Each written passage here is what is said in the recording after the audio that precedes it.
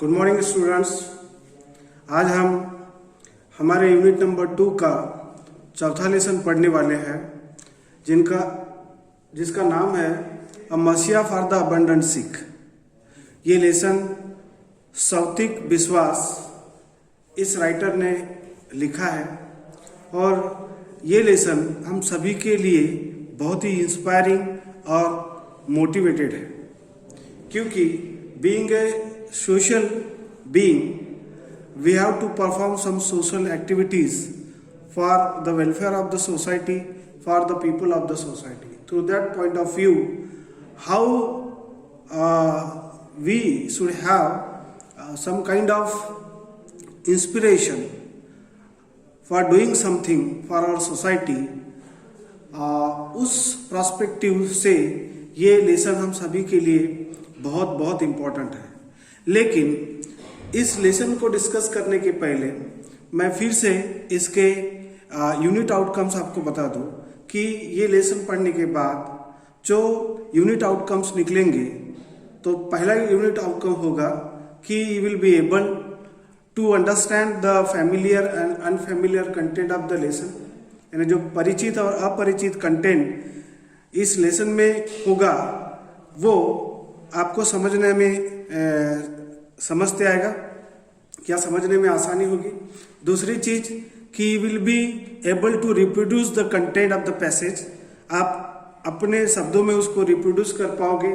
तीसरी चीज कि you will able to construct the grammatically correct sentences by reading this content of the lesson. और सबसे most important जो आउटकम इस लेसन को पढ़ने के बाद में निकलेगा वो ये है कि you will be able to improve your writing skills. इस लेसन को पढ़ने के पहले मैं आपको बता दूं कि कुछ ऐसे सोशल वर्कर्स हमारे सोसाइटी में काम करते थे और कर रहे हैं, जिन्होंने अपने सेल्फलेस थिंकिंग की वजह से, सेल्फलेस एटीट्यूड की वजह से लोगों के उत्थान के लिए, सोसाइटी के उत्थान के लिए कई तरह के काम किए हैं। उन सोशल वर्कर्स में से कुछ ऐसे चुनिंदा नाम हैं जिनका नाम, जैसे पहला नाम है कैलाश सत्यार्थी। इन्होंने चाइल्ड लेबर के ऊपर इतना बड़ा काम किया है कि इनको नोबेल पारितोषिक मिला है।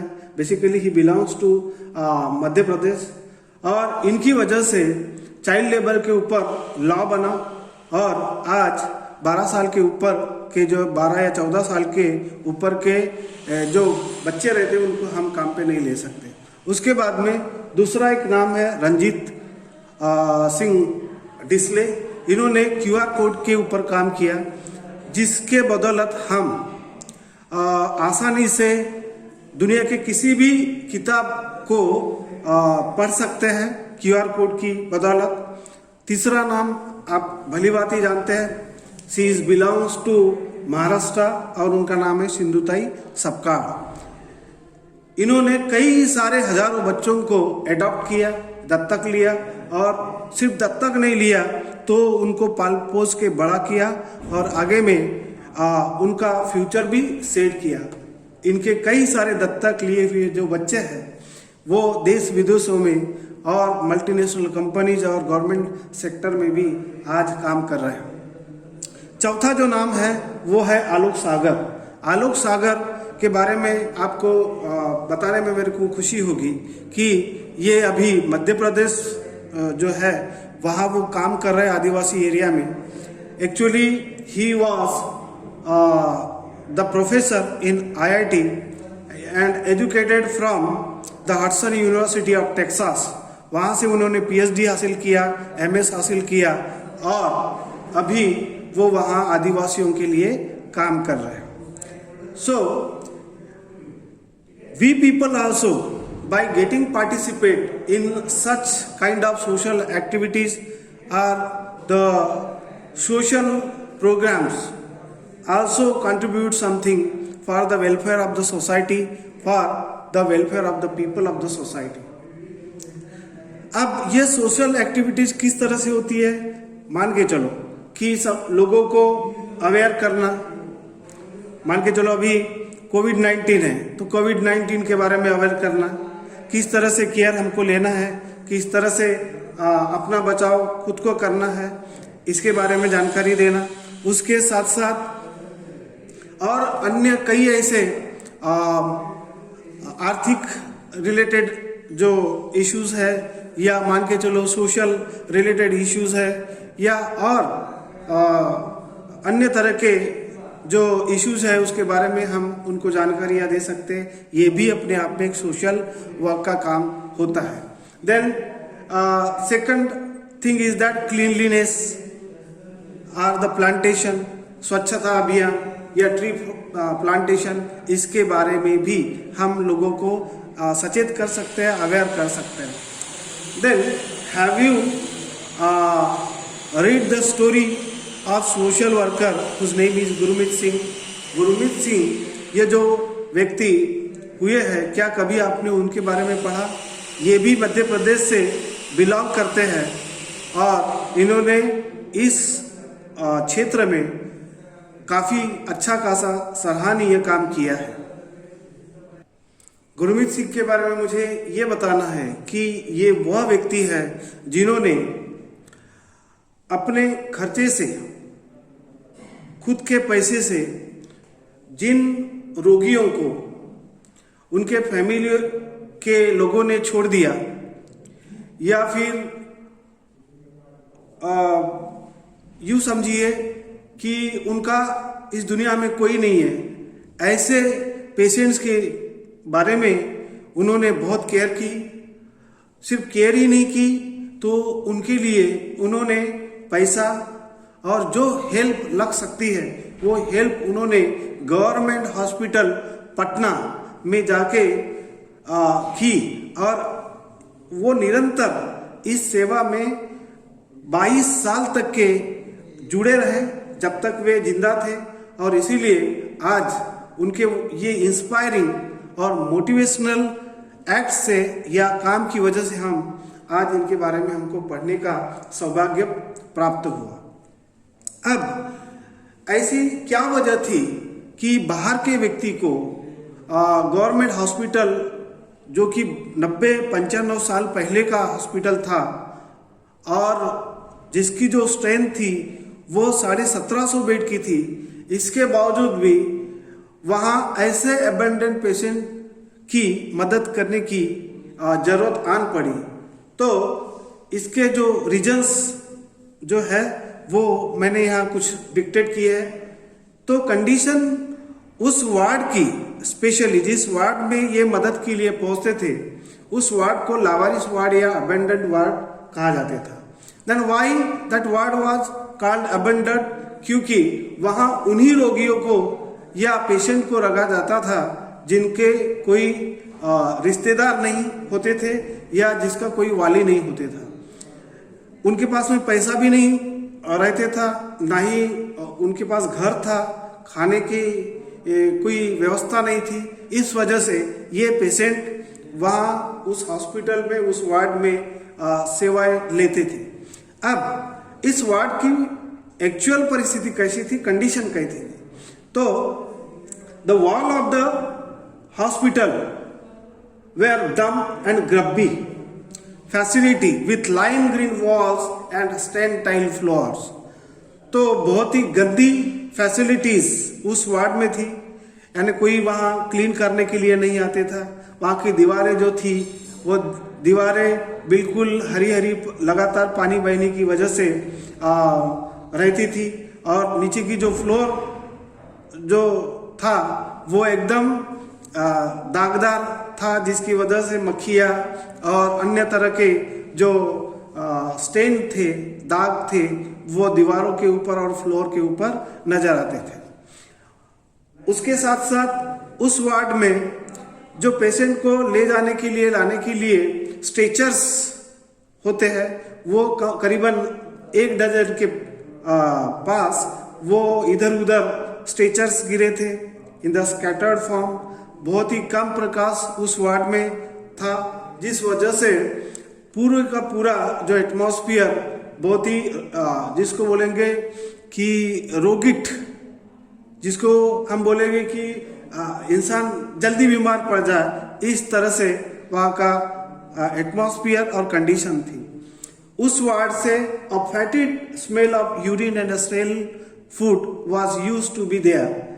उस वार्ड में हमेशा जो बचा हुआ खाना या जो पेशेंट, अबेंडेंट पेशेंट उस टॉयलेट में मतलब यूरिन के लिए या लैट्रिन के लिए जाते थे, तो वो वहाँ क्लीन करने वाले कोई लोग नहीं रहने की वजह से, या वहाँ दिया हुआ खाना प्रॉपर तरीके से नहीं होने से वो पेशेंट बराबर नहीं खाते थे और बचा हुआ खाना इधर उधर मतलब फेंक देते थे, और इस वजह से उसकी जो बदबू थी उस वार्ड से आती थी। रात को rat slink out a defunct fireplace and the scurry for food। रात को जो खाना बचा हुआ रहता था उसके लिए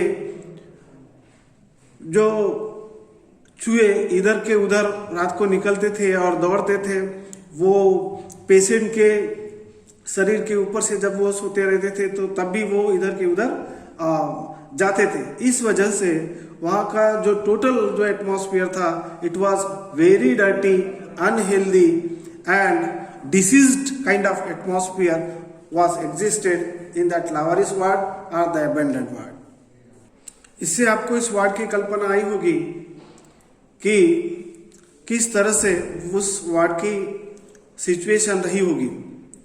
यही नहीं, उस वार्ड से जो यूरिन और गंदे ब्लड का जो बहाव रहते था पेशेंट का, वो भी उस वार्ड से बहते था, और वो भी पेशेंट के बेड के नीचे से। Okay, the ward used to comprises rice, lentil soap and some vegetables grow that is insipid. Means जो पेशेंट को दी जाने वाली जो सब्जियां, राइस, या यूं कहो कि खाना, तो वो उबला हुआ रहने की वजह से पेशेंट थोड़ा सा यानी खाते थे, पानी के साथ में घिटक लेते थे, और फिर अगर नहीं खा के हुआ तो फिर वो वैसे ही छोड़ देते थे, या फिर वो बचा हुआ खाना इधर उधर गिरा रहता था।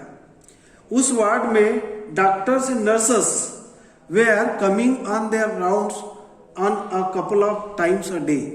डॉक्टर्स और नर्सेस उस वार्ड में एक या दो बार आते थे, और बाद में बाकी के समय में वो पेशेंट्स को उनके हाल पे छोड़ दिया जाता था। इन्हीं कारणों की वजह से उस वार्ड को, जो कि गवर्नमेंट हॉस्पिटल का वार्ड था, उसको लावारिस वार्ड या फिर अबेंडेंट वार्ड कहा जाता था। वहाँ पेशेंट सुधर जाने के बाद या तो रिहैबिलिटेशन सेंटर में भेजे जाते थे, या फिर रास्ते के ऊपर छोड़ दिया जाता था, क्योंकि उनके पास में रहने के लिए कोई मकान नहीं था। There the patients were usually lived in search of food and shelter। यानी रहने के लिए और कुछ खाने का मिल जाए, इसके लिए वो वहाँ रहते थे। So that street place would be sometimes a fatal place or the harsher place for them। इसकी वजह से कभी कभी वो फुटपाथ बोलो या रास्ते पर जहाँ ये पेशेंट्स रहते थे, उनके लिए बहुत ही डेंजरस साबित होते था। कई बार कई पेशेंट जो थे वो एक्सीडेंट उनका हो जाते था, कोई व्यक्ति उन पर गाड़ी 2 व्हीलर या 4 व्हीलर चढ़ा देते था। In such a deadly situation this patient were living after the recovery, therefore they were living in the deadly condition of the hospital. यही वजह थी कि ऐसे गंदे एटमॉस्फेयर में और गंदे परिस्थिति में उस वार्ड के ये पेशेंट रहते थे। अब यहाँ जो पेशेंट थे, थोड़ा हम उन पेशेंट्स के बारे में जान लेते हैं। कि उस वार्ड में एक बेड के ऊपर एक विमेन थी जिसका नाम था Manju, and she was lying on the bed who has had her limbs amputated, जिसके दोनों हाथ टूटे हुए थे एक बार ट्रेन से धक्का लगने से, और वो प्रेग्नेंट थी। उसके फैमिली वालों ने उसको छोड़ दिया था। ऐसे ही एक दिन वो फर्श के ऊपर पड़ी थी उस वार्ड के, और ठंडी में कांप रही थी। ऐसी सिचुएशन में वहाँ के कुछ वार्ड बॉयज कहो कि उन्होंने उस लावारिस वार्ड में उसको एडमिट किया। उसके बिल्कुल अपोजिट में और एक दूसरी स्त्री थी, वो भी बहुत ही मेंटल काइंड या मेंटल टाइप की औरत थी, जिसके कपड़े फटे हुए थे और ठंडी से कांप रही थी। She was held the loaf of bread which he got in the morning, और उसने अपने हाथ में ब्रेड का एक टुकड़ा पकड़ के रखा था जो नाश्ते में सुबह उसको मिला था। उसके बाजू में एक जो पेशेंट था जिनका नाम था तपन Bhattacharya, who is 40 years old patient, and he was lying on the bed because his one leg was fractured. वो एक बेड पे सोया था क्योंकि उसका एक्सीडेंट हुआ था और एक्सीडेंट में उसका एक पैर फ्रैक्चर हो गया था, और इस वजह से उसको उस लावारिस वार्ड में लाया था, जिसके ये जो हमारे घुटने के ऊपर की जो हड्डी होती है वो टूट गई थी, और वजह ये थी कि ऑटो चलाते चलाते किसी ने उसको ठोस मार ली थी। ऐसे वो जो पेशेंट था, गुरमीत सिंह आने के बाद में बहुत ही इनोसेंटली उनको बोलता है कि can you find me a job, क्या आप मेरे लिए जॉब ढूंढ सकते हो, क्योंकि मेरा इस दुनिया में ना ही कोई है और ना ही मैं कहीं जा सकता। इस तरह से वहाँ पेशेंट बहुत ही पैथेटिक सिचुएशन में और बहुत ही डेजर्टेड किए हुए थे। उसके बाद में एक उसके अपोजिट वार्ड में जो रूम थी वहाँ दो पेशेंट थे, एक का नाम था सुधीर राय और दूसरे का नाम था Farhan. They were appearing in that ward and had lost their own world, मतलब वो मेंटली डिस्टर्ब थे।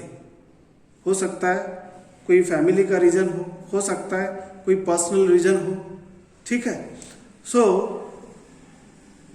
This was all about the condition of the patient, and such conditioned patient were living in that ward. उन दोनों patient ने अपने हाथ में bread और फ्रूट्स जो सुबह ब्रेकफास्ट में मिले थे वो कलेक्ट करके हुए रखा था कि अगर भूख लगे तो वो खाएंगे, और अभी दोपहर के खाने का इंतज़ार कर रहे थे। उसके बाद में जो फरहान नाम का जो पेशेंट था उसका भी एक हाथ टूटा था, क्योंकि उसको भी पटना के पास में ट्रेन ने धक्का देने की वजह से वो अपाहिज हो गया था। And the next patient, whose name is Sudhir, was not only the sick, but as I had told you that he had lost his mental balance, उसने अपनी दिमागी संतुलन वो खो चुका था। अब एक्चुअली हुआ क्या था वो उसको भी नहीं मालूम था, ठीक है, क्योंकि बता नहीं पा रहा था, एक्सप्रेस नहीं कर पा रहा था। उस वार्ड में there were no doctors and bed charts and patient के साइड में जो दवाइयों के लिए या टेस्ट के लिए जो चार्ट लगा रहता है वो नहीं था, क्योंकि डॉक्टर और नर्सेस वहाँ हार्डली 1 या 2 बार आते थे उनको चेक करने के लिए। लेकिन ऐसे सिचुएशन में भी जैसे ही शाम को गुरमीत सिंह के कदमों की आहट उस वार्ड में आती तो सभी पेशेंट के चेहरे के ऊपर एक खुशी की झलक देखने को मिलती। इवन कुछ जो पेशेंट्स थे वो पेशेंट्स उनके आने की वजह से एकदम खुश हो जाते और हंस पड़ते।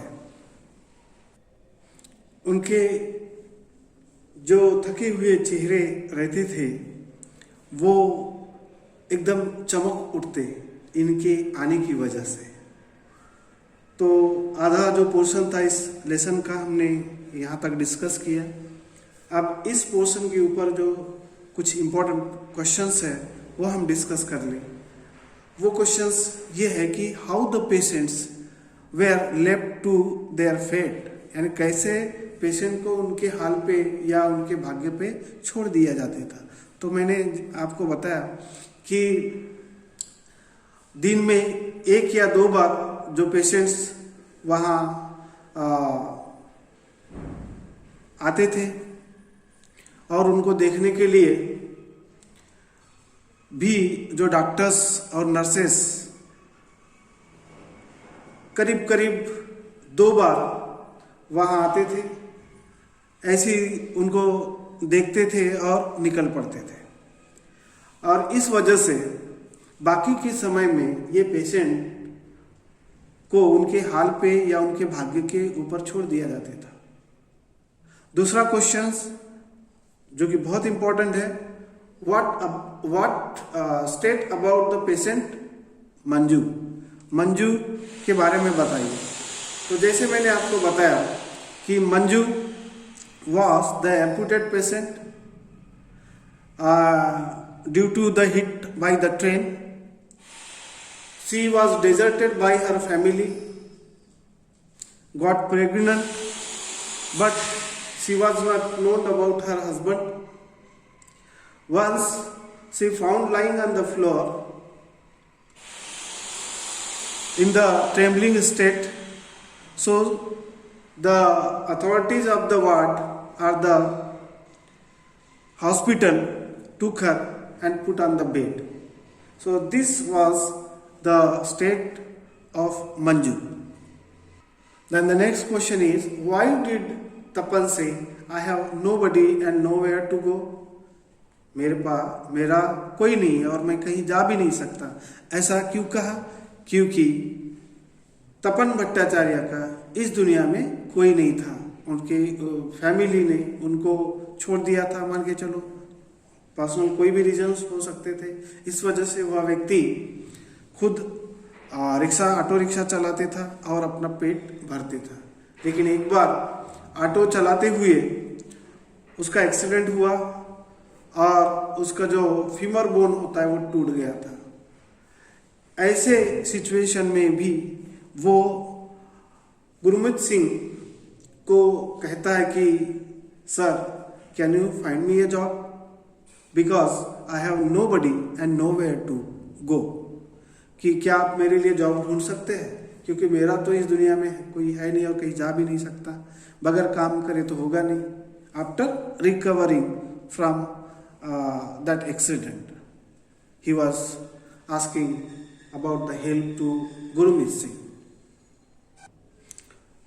अबेंडेंट वार्ड के बारे में मैंने आपको बताया कि how pathetic situation of that ward is. Very dirty situation and condition is there. Pale blood and urine is flowing under the bed of the patients. Patients are not getting proper food and medicines. There was nobody for the test or for doing the test of their diseases, and due to some reasons are the dirty situations. Patients are always go in the diseased situation. बार बार वहाँ रहने के बावजूद भी बीमार पड़ते थे क्योंकि वहाँ का उस तरह का गंदा एटमॉस्फेयर था। तो इस तरह से हमने अपना आधा लेसन यहाँ हमने पूरा किया। ओके, और आधा लेसन हम नेक्स्ट लेक्चर में पढ़ेंगे। तो thank you very much, keep learning, happy learning.